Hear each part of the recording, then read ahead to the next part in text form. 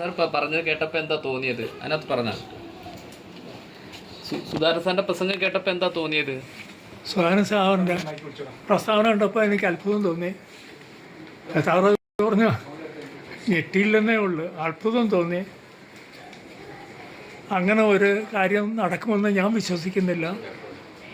അതിന് സുധാകരൻ കൂട്ടുനിൽക്കുമെന്ന് ഞാൻ വിശ്വസിക്കുന്നില്ല. സുധാകരൻ നല്ലൊരു പ്രവർത്തകനും സംഘാടകനുമായിരുന്നു. തെരഞ്ഞെടുപ്പ് കമ്മിറ്റി സെക്രട്ടറി എന്നുള്ള രൂപത്തിൽ ആത്മാർത്ഥമായി പ്രവർത്തിച്ചിട്ടുണ്ടെന്ന് ഞാൻ വിശ്വസിക്കുന്നു. ആയിരക്കണക്കിന് പ്രവർത്തകരുടെ അവരുടെ പ്രവർത്തനങ്ങൾക്ക് ആവശ്യമായ നിർദ്ദേശങ്ങളും നേതൃത്വം നൽകിയ സുധാകരൻ. അതുകൊണ്ട് തന്നെയാണ് എനിക്ക് വോട്ട് അത്രയും ലഭിച്ചത്. അത്രയും വോട്ട് എൻ്റെ തൊട്ട് മുൻപ് പ്രവർത്തിച്ച 2 നേതാക്കന്മാർക്കും ലഭിച്ചില്ല.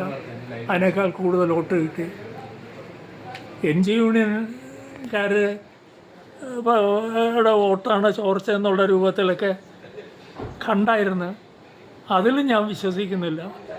അവരൊന്നും എനിക്കെതിരായി പ്രവർത്തിക്കുമെന്നുള്ള വിശ്വാസമൊന്നും എനിക്കില്ല. ഇനി ആരെങ്കിലുമൊക്കെ ചെയ്തു കാണുമായിരിക്കും, പക്ഷെ എനിക്ക് വിശ്വസിക്കാൻ പറ്റിയല്ല. അവരെല്ലാം എൻ്റെ സ്വന്തം സംഘടനയിലെ പോലെ തന്നെ അവരെയും കാണുകയാണ്.